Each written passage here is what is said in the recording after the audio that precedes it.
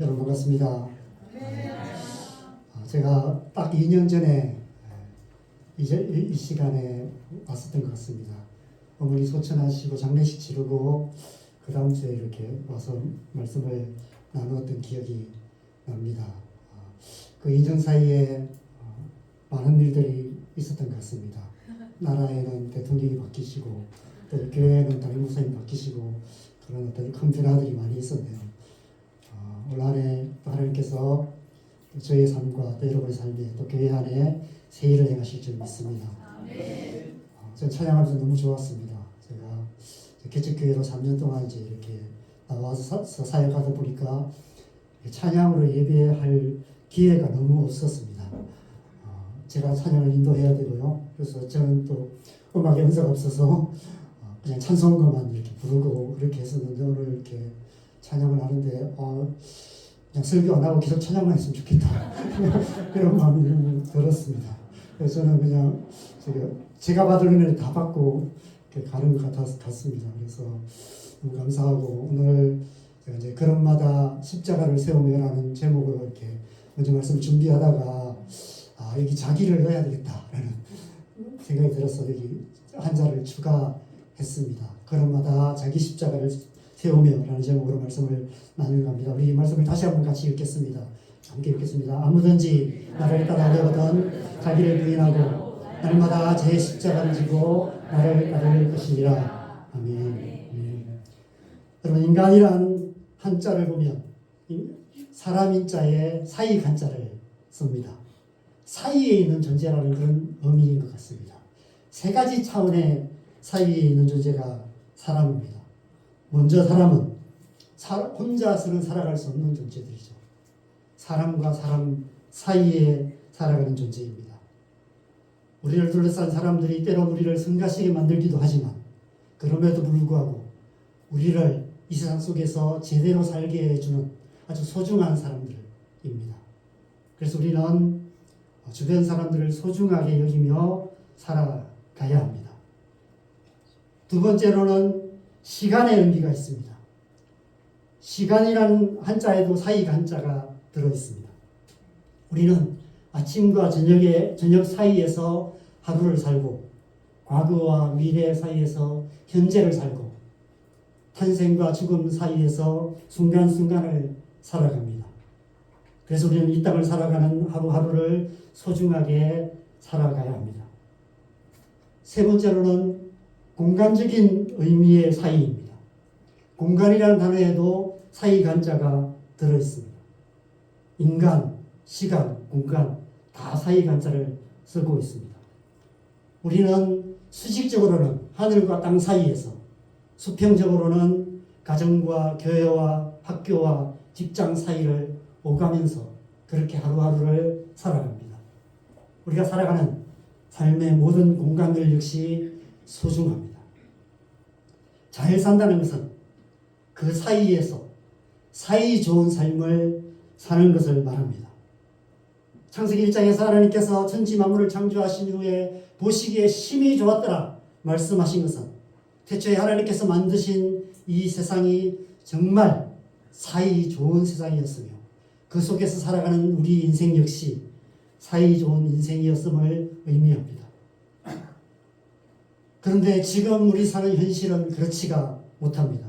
우리 사는 이 세상의 현실을 사도 바울이 디모데후서 3장 1절에서 5절에 이렇게 말씀합니다. 말세에 고통하는 때가 이럴 것이다. 사람들이 자기를 사랑하며 돈을 사랑하며 쾌락 사랑하기를 하나님을 사랑하는 것보다 더하며 경건의 모양은 있으나 경건의 능력은 부인하는 그런 고통하는 세상이 될 것이다 라고 말씀하셨죠. 우리가 살아가는 세상이 이런 세상입니다. 왜 하나님 보시기에 심히 좋았던 세상이 이처럼 고통하는 세상이 되고 말았을까요? 성경은 태초에 선악과를 따먹은 죄 때문이라고 말씀합니다.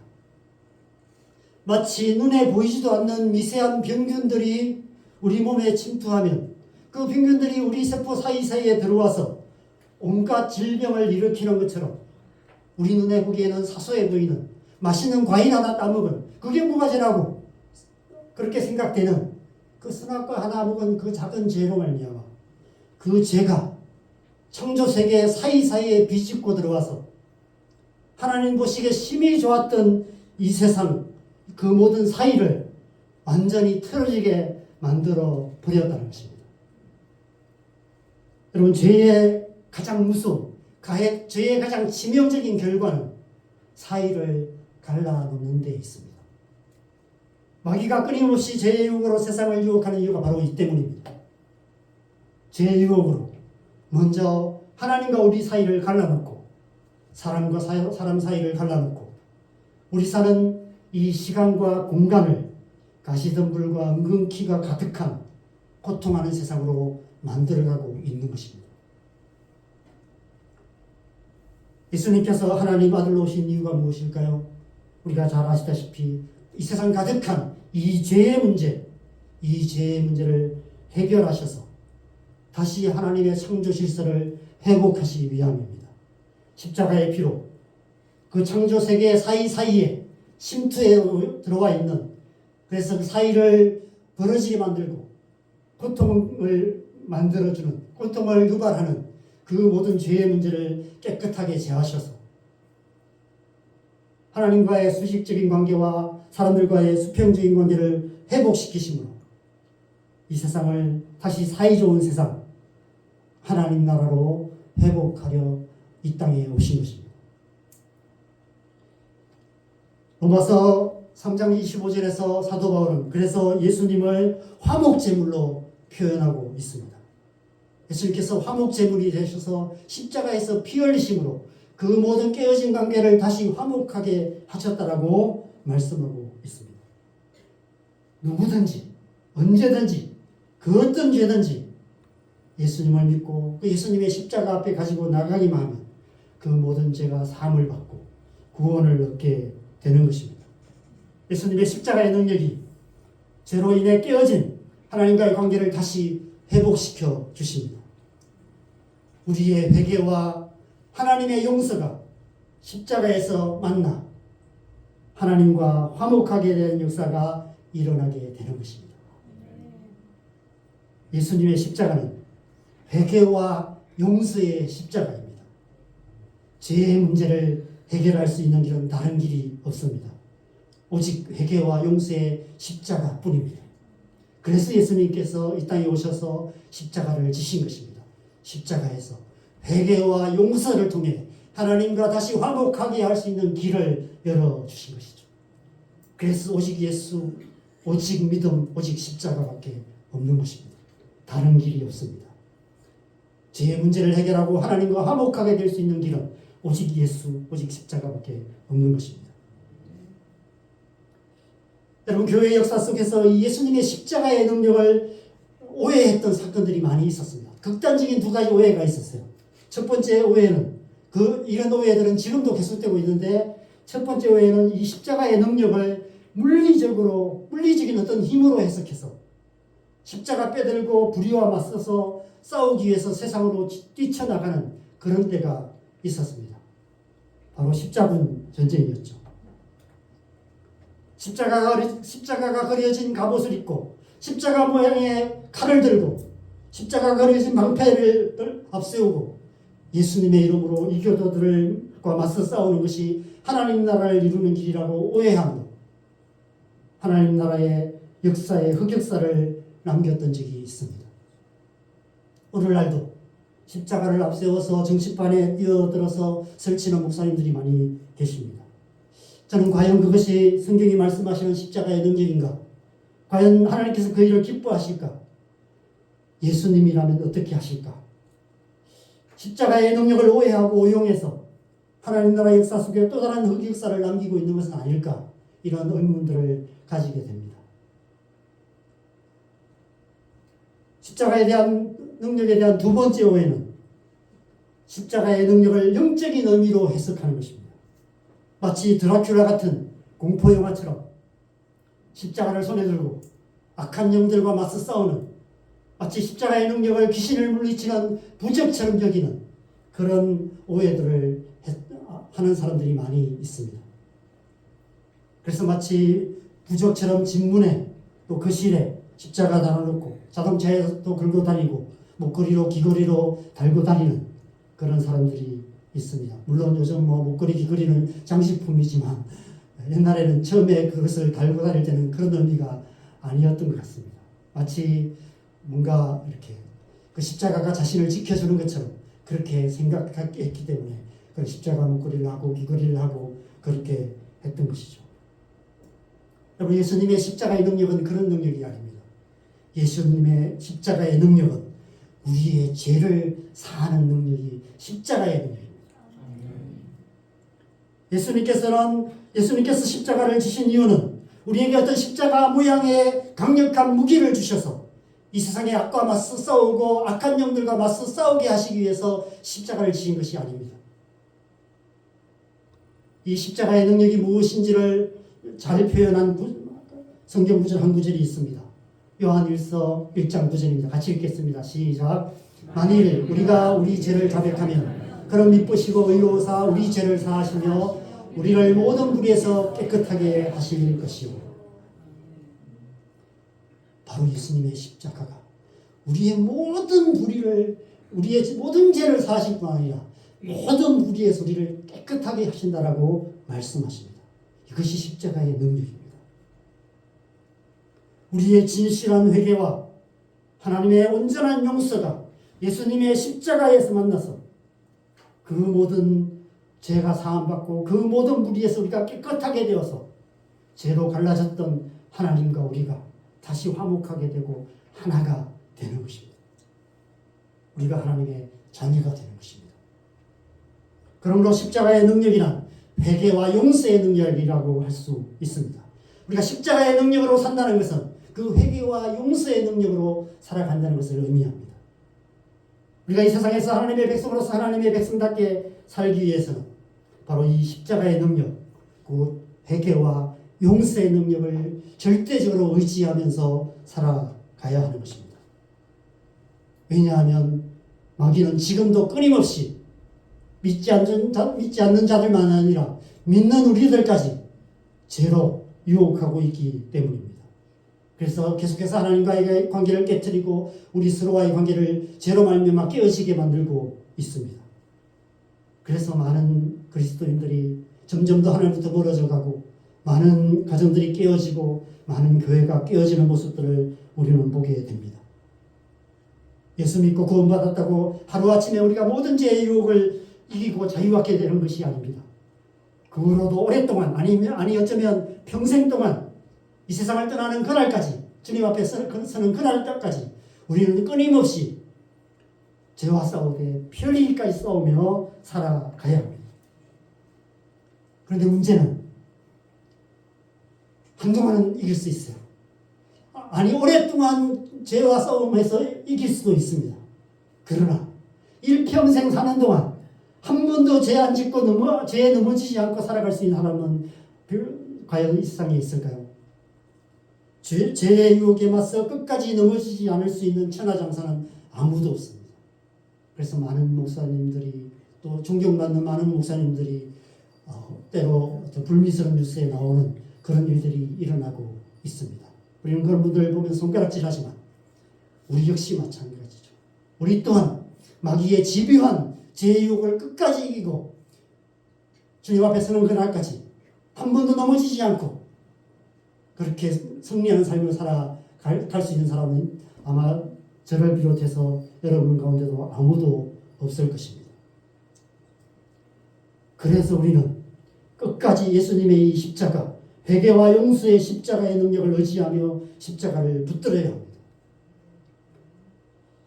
옛날 제가 이제 서커스를, 요즘은 이 서커스단이 없는데 제가 어릴 때 서커스를 이렇게 구경하러 간 적이 있었습니다.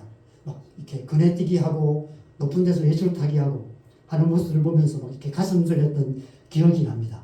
그런데 이 서커스를 보면 그 밑에 이 그물이 쳐져 있어요. 안전망이 쳐져 있죠. 그래서 그 밑에 안전망이 쳐져 있기 때문에 그 높은 데서 이렇게 날아다니면서 묘기를 부릴 수 있습니다. 원숭이도 나무에서 떨어질 때가 있다는 속담처럼 묘기를 부리다가도 자칫 실수하거나 실패한다면 땅에 떨어지면 크게 다치거나 죽겠죠. 그런데 그 밑에 안전그물이 있기 때문에 받쳐주는 안전망이 있기 때문에 마음 놓고 자신 있게 묘기를 펼칠 수 있는 것입니다. 여러분, 이 사람들이 이 수많은 관중들 앞에서 묘기를 부리게 될 때까지 얼마나 많이 실패했을까요? 얼마나 많이 떨어졌을까요? 아마 그 물이 없었다면 벌써 목숨을 잃었거나 불구가 되었을 것입니다. 이 안전거물이 있었기 때문에 수없이 실패와 실수를 반복했지만 마침내 자신 있게 수많은 관중들의 박수를 받으면서 이 묘기를 부릴 수 있게 된 것입니다. 회개와 용서는 신앙의 안전그물의 시줄과 날줄과도 같습니다. 예수님의 그 십자가에 회개와 용서의 그물이, 그 안전그물이 우리를 바치고 있습니다. 그래서 때로 우리는 실수하고 제 유혹에 넘어진다 할지라도 다시 회개하고 다시 주님 앞에 나아가면 그 주님의 십자가의 보혈이 우리의 모든 죄를 사하시고 다시 우리를 깨끗게 하셔서 동이서에서 본 것 같이 우리의 죄를 완전히 멀리 옮기시고 우리의 죄를 완전히 잊어버리시고 다시 우리를 깨끗하게 해 주시는 것입니다. 그것이 십자가의 능력인 것이죠. 마태복음 18장 22절에서 예수님께서 말씀하신 대로 7번뿐 아니라 7번을 7번이라도 용서하라 말씀하신 대로 예수님의 십자가는 7번씩 7번이라도 우리를 용서하시는 십자가입니다. 그래서 우리는 어떤 상황에도 낙심하거나 절망하지 않고 다시 일어나 주님을 따르는 삶을 살아갈 수 있는 것입니다. 죄짓고 회개하고 죄짓고 회개하고 어떤 사람들은 그것에 대해서 마치 좀 그리스도인의 그 연약함을 마치 이렇게 비하하는 것처럼 표현하지만 그러나 여러분 그것이 복음이에요.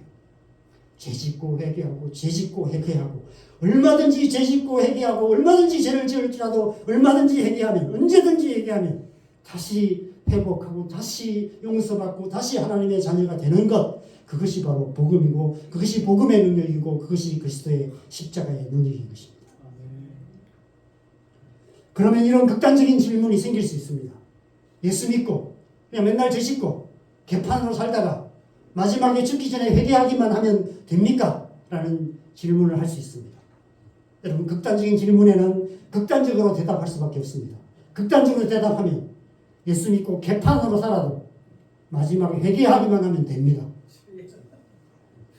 그렇게 살라는 얘기는 아닙니다. 그런데 우리가 예수님을 제대로만 믿는다면 결코 그렇게 살 수가 없어요. 그렇게 살려고 해도 그렇게 사라지지가 않아요. 우리 안에 계신 성령께서 그렇게 살도록 우리를 내버려 두지 않아요. 계속 다시 회개하고 하는 마음을 주십니다. 계속 정죄감을 주시고요. 점점 더 죄를 지으면 지을수록 더 괴로워져요. 괴로워서도 못 살겠어요. 그래서 다시 회개하고 하나님 앞에 나오게 되는 것입니다. 천부여 어찌없어 손 들고 옵니다. 그렇게 찬양하는 주님 앞에 또 나올 수밖에 없는 거예요.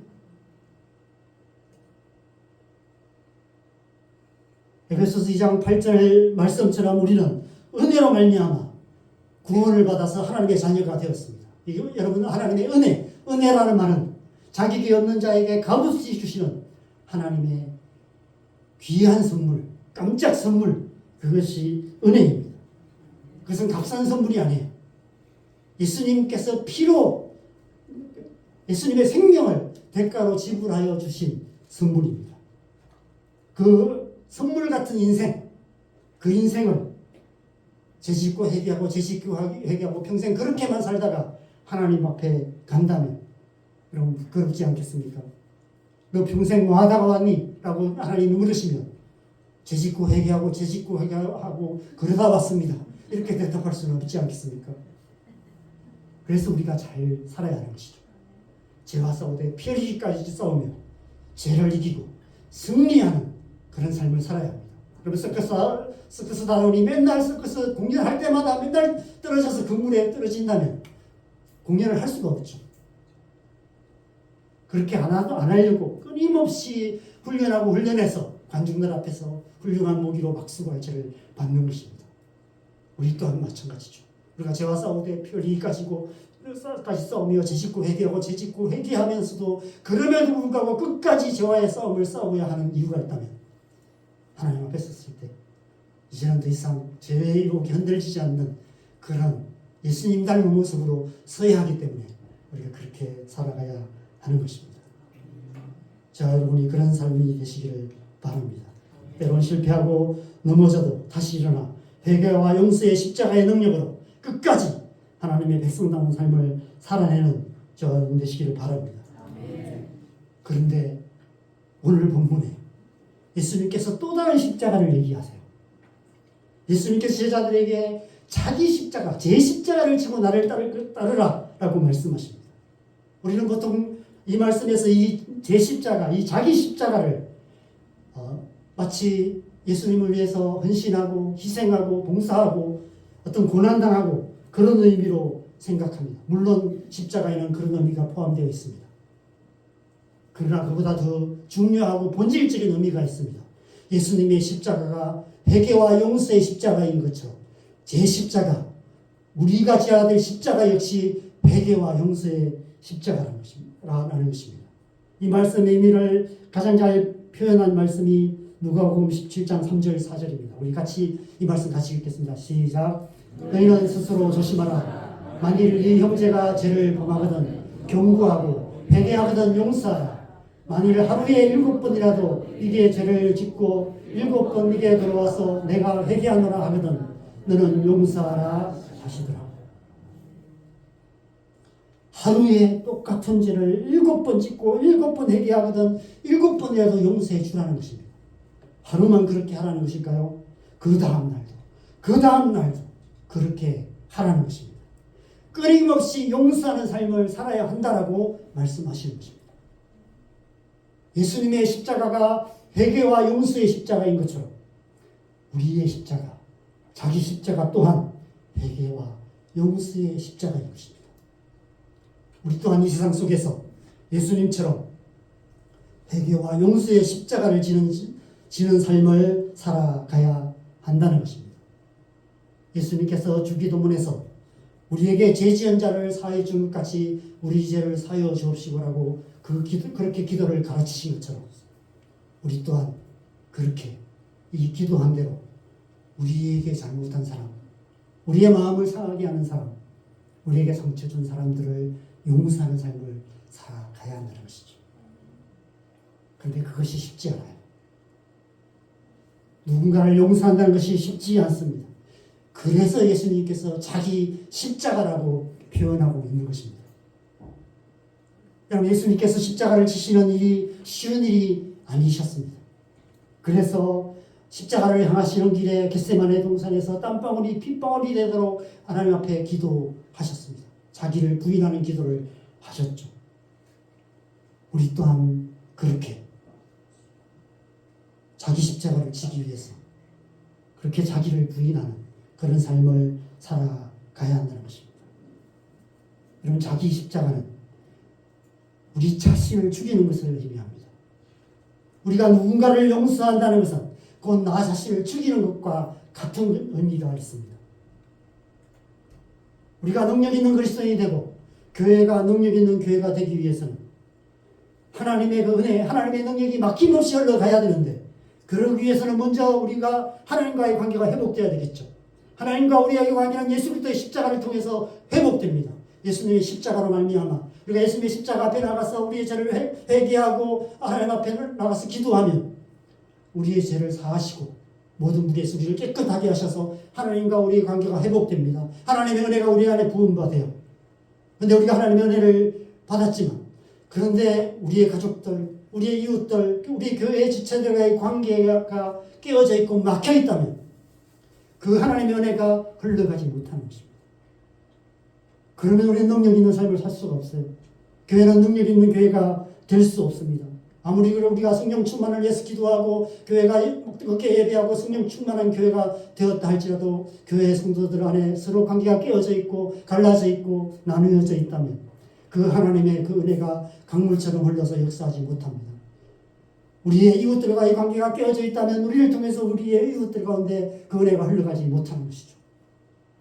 가족들과의 관계가 깨어져 있다면 우리를 통해서 그 하나님의 은혜가 가족들에게도 흘러가지 못하는 것입니다.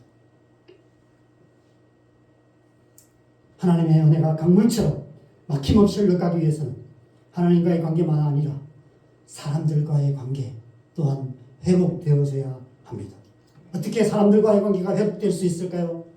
예수님께서 우리의 죄를 사하시기 위해서 회개와 용서의 십자가를 지셨던 것처럼 우리 또한 다른 사람들이 내게 범한 죄를 용서하기 위해서 자기 십자가를 져야 하는 것입니다. 예수님의 십자가가 하나님과 우리 사이의 관계를 회복하여 화목하게 하셨듯이 사람과 사람 간의 그 관계 회복 또한 우리 각자가 지는 자기 십자가 그것을 통해서 관계가 회복되고 화목하게 되는 것입니다.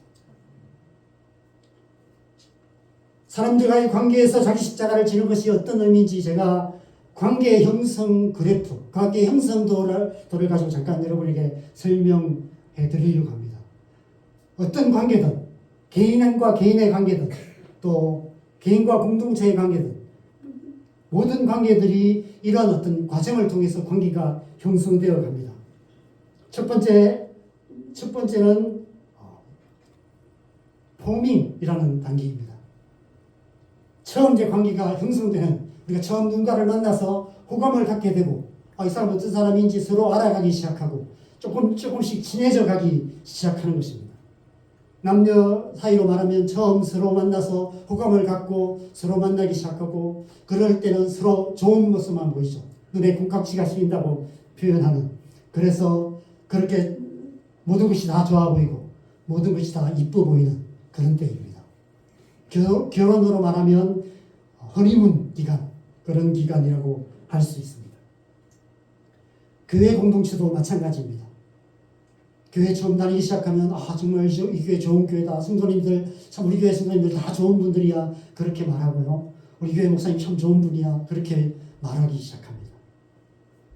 교회 가는 발걸음이 가볍기만 합니다. 저도 처음 교회 다닐 때 막 교회 늦을까 봐 뛰어가고 막 그랬었어요. 교회 가는 것이 너무 즐거워서. 저는 제가 처음 예수를 믿었기 때문에 부모님 반대하시고 막 밥상 엎으시고 난리였는데도 몰래 교회를 갔거든요. 교회 가는 게 너무 좋았어요. 그래서 이제 그렇게 다녔던 때가 있었습니다. 그대로는 끝까지 그럴까요? 끝까지 그렇게 좋은 관계가 계속될까요? 끝까지 우리 교회 좋은 교회일까요? 끝까지 우리 목사님 좋은 목사님일까요? 그렇지 않습니다. 스토밍 단계가 옵니다. 폭풍 같은 단계가 와요. 나비의 날개에서 일으키는 그 작은 바람이 큰 태풍이 되는 나비 효과처럼 사소한 말 한마디가 갑자기 마음에 거슬리기 시작해요.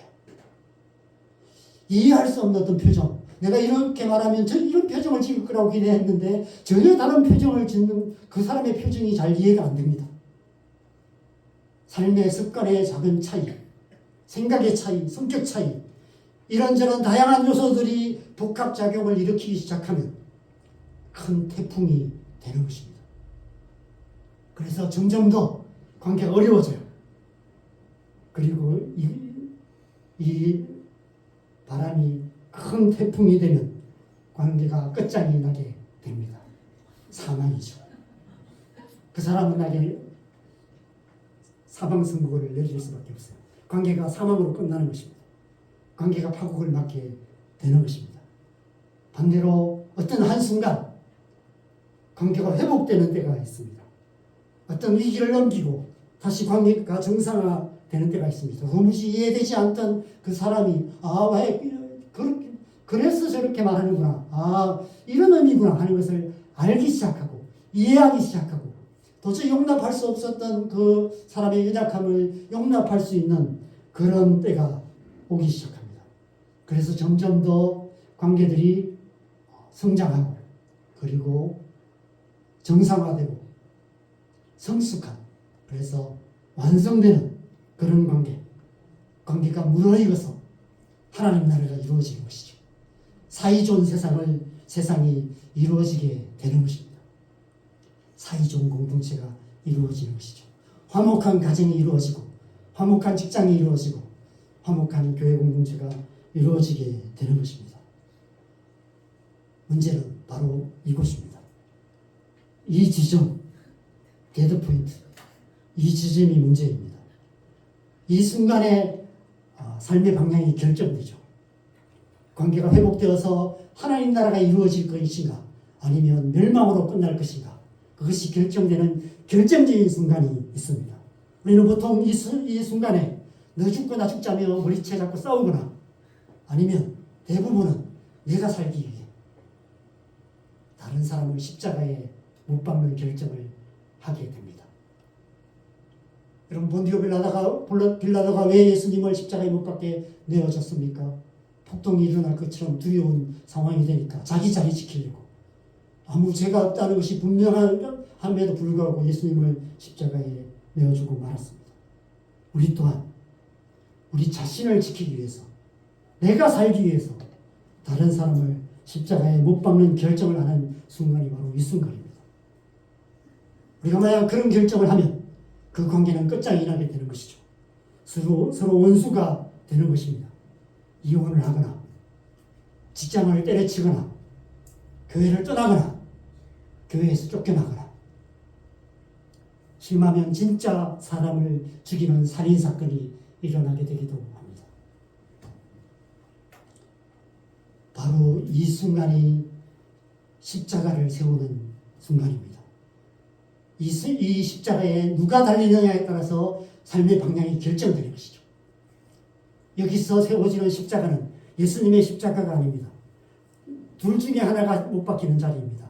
다른 사람이 못 박히거나 내가 거기 못 박히거나 바로 자기 십자가는 바로 여기에서 내가 죽기로 결정하는 것이 바로 자기 십자가인 것이죠. 내가 죽기로 결정하는 결정적인 선택이 필요한 순간이 바로 이 순간입니다.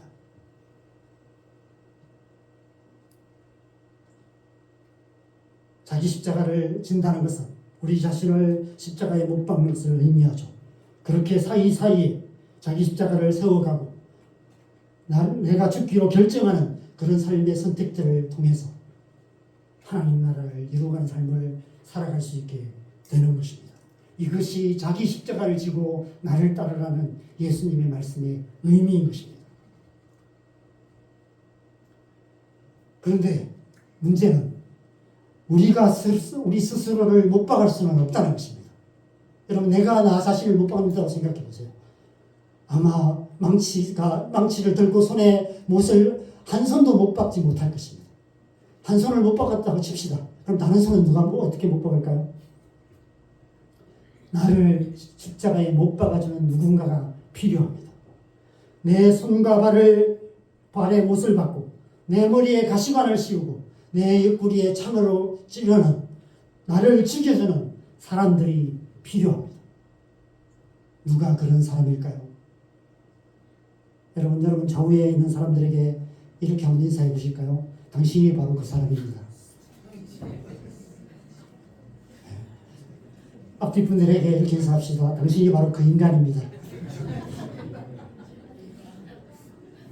여러분 우리의 가까운 사람들, 나의 가장 가까이 있는 사람들, 여러분의 남편, 여러분의 아내, 여러분의 자녀들, 여러분의 교회 지체들, 직장 동료들, 친구들, 이웃들, 바로 그들이 여러분을 아주 그냥 죽여주는 그런 사람입니다. 그들은 하나님께서 우리를 십자가에 못 박으시기 위해서 우리에게 보내주신 하나님의 일꾼들입니다. 그들 가운데는 누군가를 못 박는 일의 전문가들도 많이 있습니다. 교회마다 그런 분들이 꼭 있습니다. 여러분 우리 사는 이 세상은 내가 살기 위해 다른 사람을 십자가에 못 박는 것은 당연하다고 생각하는 그런 세상입니다. 우리는 학교에서 어려서부터 내가 살기 위해서 친구의 손과 발을 십자가에 못 박는 법을 배우면서 살아가게 됩니다. 그렇게 세상을 살아가다 보면 우리가 가는 길목마다 우리가 못 박은 자들의 십자가가 줄줄이 세워지게 됩니다. 지금 동계올림픽이 한창인데 금메달을 따고 환호하는 그런 선수들의 뒤편에는 십자가에 못 박힌 패배자들의 눈물을 흘리는 모습이 배경화면이 되어 있습니다. 이 세상에서 성공하는 사람들이 가는 길에는 그가 못 박은 자들의 십자가들이 줄줄이 세워지게 됩니다. 그런데 그 길은 우리 그리스도인의 길이 아닙니다. 예수님께서 가신 십자가의 길, 예수님께서 우리를 부르신 그 십자가의 길은, 자기 십자가를 지고 주님을 따르는 그 길은 세상에서 성공하는 길과는 완전히 반대되는 원리로 살아가는 길입니다. 세상에서 성공하는 길이 그런마다 다른 사람들의 십자가를 세우며 가는 길이라면, 하나님 나라를 향하는 길은 오늘 말씀의 제목처럼 그런마다 자기 십자가를 세우며 가는 길이 바로 예수님을 따르는 길입니다. 우리 삶의 결정적인 이 데드 포인트마다 자기를 부인하며 자기 십자가를 지고 예수님을 따르는 삶을 살아가는 것입니다. 그렇게 우리의 가정에서, 직장에서, 교회에서, 이 땅에서 하나님 나라를 이루어가는 삶을 살아가야 하는 것이죠.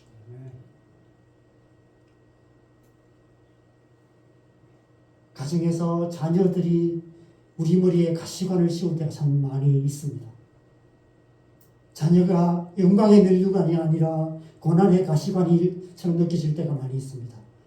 우리 아들 욕을 여기서 하면 안 되는데 진고 다니다가 중간에 음악 한다고 자퇴해버리고 금주고시쳐서 뭐 실용음악과를 가서 군대 안 가려고 버티다가 늦게 군대 가서 이제 제대하고 이제 29살인데 지금 서울에서 학원에 애들 기타 몇 명 가르치면서 그렇게 있습니다.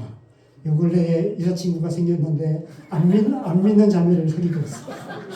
목사들이 안 믿는 사람과 교제하고 있는 이 모습을 어떻게 해야 될지 고민이 됩니다. 나중에 결혼한다고 데리고 오면 어떻게 해야 되나. 지금 머리가 아픕니다. 저희 사람과 둘이 머리 싸매고 고민하고 있습니다. 자녀를 키우는 것이 참 쉽지 않아요. 그래서 요즘은 결혼도 안 하고 자녀도 안 낳으려고 하는 것이 오늘날 이 세대인 것 같습니다. 직장생활, 교회생활 역시도 쉽지 않습니다. 우리가 가는 곳마다 우리의 손과 발을 십자가에 못 박아대고 기다리는 사람들이, 전문가들이 기다리고 있습니다. 어디를 가든지 꼭 우리를 힘들게 하는 사람이 꼭 있기 마련입니다.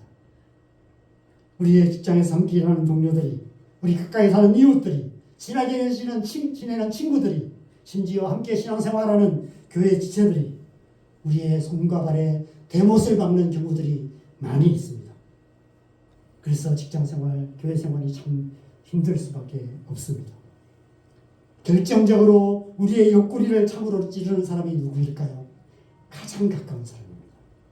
우리 집에 제 옆구리에 참을 찌르는 가까이 사는 사람이 한 명 있습니다. 제 약점을 가장 잘 아는 사람입니다. 그 사람이 하는 한마디 말이 비수처럼 심장에 꽂힐 때가 참 많이 있습니다. 어떻게 해야 할까요? 그 비수를 빼서 다시 찔러야 할까요? 그러고 싶은 마음이 막 여기까지 올라올 때가 많이 있습니다. 오래전 제가 선교단 제사에 갈 때 한 선교사님이 강의 오셔서 이런 얘기를 하셨습니다. 아내가 따발총을 쏘면 자기는 그 탄피들을 모았다가 큰 폭탄을 만들어서 터뜨린다. 한 방에 터뜨린다. 이런 얘기를 하셨습니다. 저는 지금 원자폭탄을 만들고 있습니다. 자기 십자가를 진다는 것은 결정적인 순간마다 기꺼이 내가 죽기로, 나를 죽이기로 결정하는 것을 의미합니다. 그런데 그것이 말처럼 쉽지는 않아요.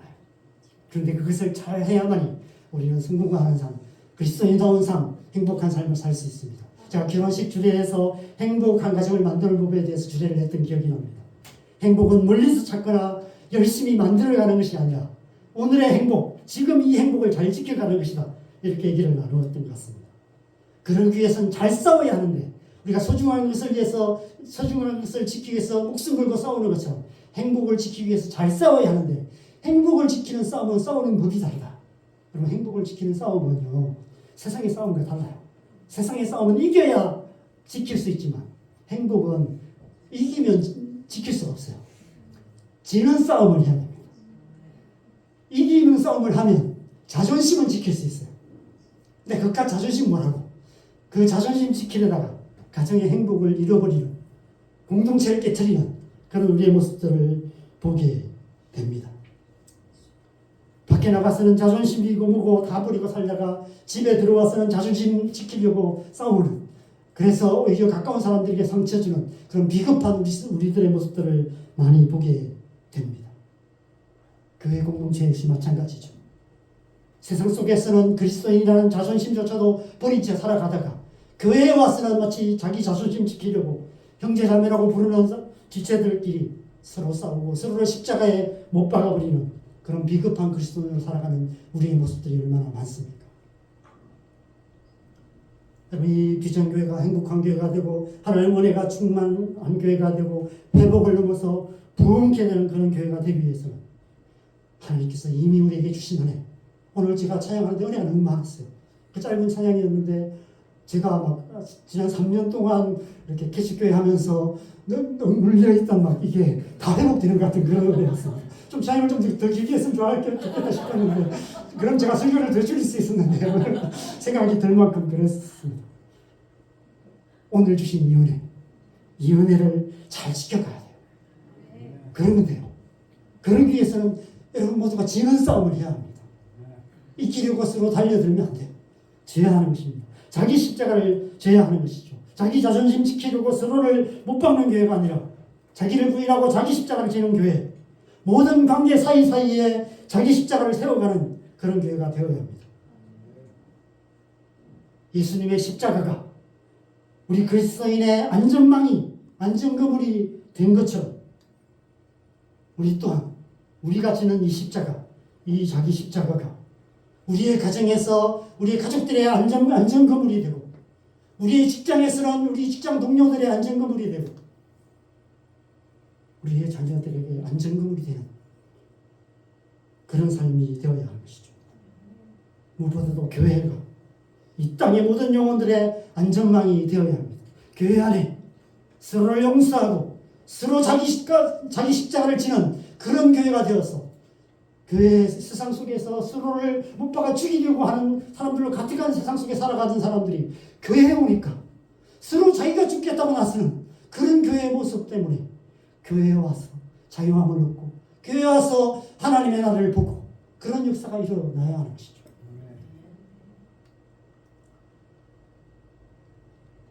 우리 각자가 지는 이 십자가, 이 자기 십자가가 교회의 안전거물이 되어서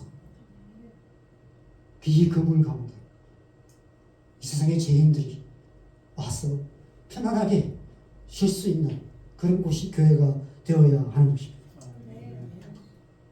여러분 그것이 쉽지 않다는 것 저도 잘 압니다. 내가 죽기보다 그 인간 죽이기가 더 쉽습니다. 저 역시도 지난 40년 정도 사역하는 시간 동안 그 인간을 죽이기로 결정한 사건들이 많이 있습니다. 그래서 지금도 꼴도 보기 싫은 사람이 있습니다. 길거리에 마주치기도 싫은 사람들이 있습니다. 그런데 여러분 우리의 삶에 그런 관계가 많으면 많을수록 우리가 능력 있는 그리스도인이 될 수가 없습니다.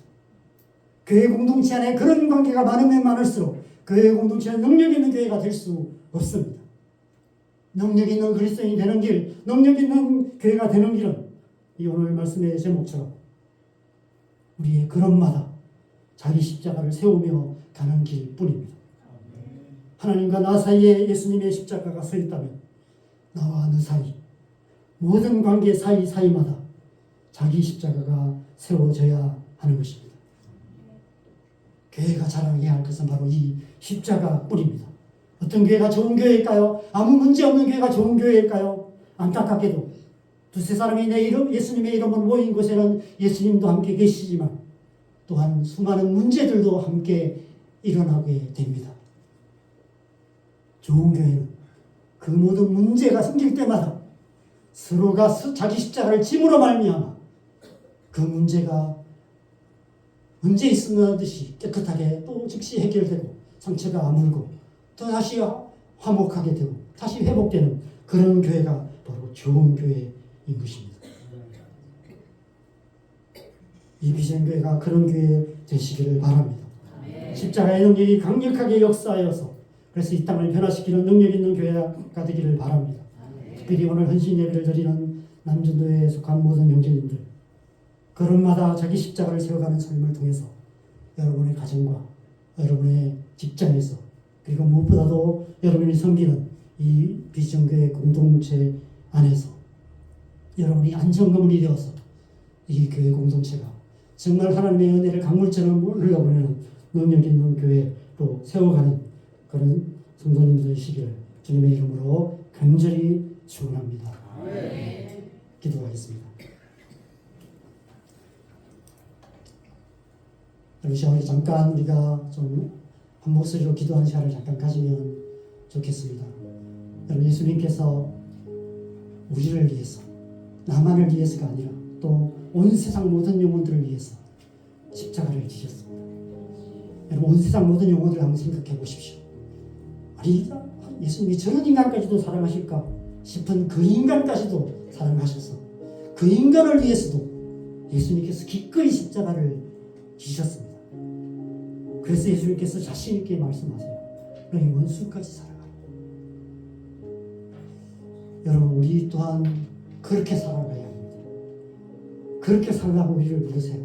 자기 십자가를 지고 나를 따르라.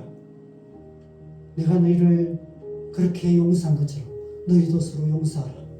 하루에 7번씩 1번이라도 용서하라. 그렇게 말씀하십니다. 용서하고 또 용서하고 끊임없이 용서하며 살아가는 삶, 그것이 예수님을 따르는 그리스도인의 삶이고 그것이 자기 십자가를 지고 따르는 삶입니다. 여러분, 우리 안에 그 십자가의 은혜가 있기를 위해서 기도하십시다. 혹시라도 여러분 가운데 그렇게 되지 않는 사람이 있다면 이 시간 결단하십시다. 하나님 용서합니다. 또 다음 주에 만날 때 여전히 그 사람에 대해서 미운 마음이 있으면 또 그 자리에서 기도하면 돼요. 하나님 또 용서합니다. 또 그 다음 주에 만나서 또 여전히 그 마음이 있으면 또 기도하면 돼요. 하나님 저 사람 용서합니다. 혹시 여러분 지금 공동체 안에서 서로의 관계 안에 그런 부분들이 있다면 거기에 나의 십자가 세우기로 결정하십시다. 그 사람 못 받지 말고 내가 죽기로 결정합시다. 그렇게 할 때 여러분, 이 비전교회 공동체가 하나님의 공동체가 될 줄 믿습니다. 이 공동체 통해서 큰 하나님의 부흥의 역사가 일어날 줄 믿습니다. 제가 오늘 잠깐 와서 담임 목사님 보고 짧게 결정했는데 목사님이 정말 놀라운 비전을 갖고 계십니다. 이 교회 공동체를 통해서 정말 5교회를 크게 이렇게 개척하고 싶다, 그런 얘기를 하셨어요. 저는 이런 비전을 갖고 계신 목사님 실제로 뵌 것은 처음입니다. 제가 40년 가까이 사역하면서 여러 가지 어떤 하나님을 위한 어떤 놀라운 계획을 갖고 계신 분들을 많이 만났지만 이 땅에서 교회에 오셔서 정말 교회를 부흥케 해서 많은 교회들을 세워가려는 이런 놀라운 비전을 갖고 계신 목사님을 보면서 참 감사하다는 생각이 듭니다. 그 일이 저는 이루어질 줄 믿습니다. 그 일이 여러분을 통해서 이루어질 줄 믿습니다. 우리가 자기 십자가를 세워가는 그 삶을 살아가게 된다면 그 일이 수련회에 일어나게 될 줄 믿습니다. 이 시간 그렇게 하겠습니다. 하나님, 제가 용서하는 삶 살겠습니다. 그렇게 결단하면서 이 시간 함께 기도하면 좋겠습니다. 기도하시겠습니다. 하나님 아버지, 우리의 죄를 사하시기 위해서 십자가를 주시고 십자가에서 우리의 죄를 용서하셨듯이 우리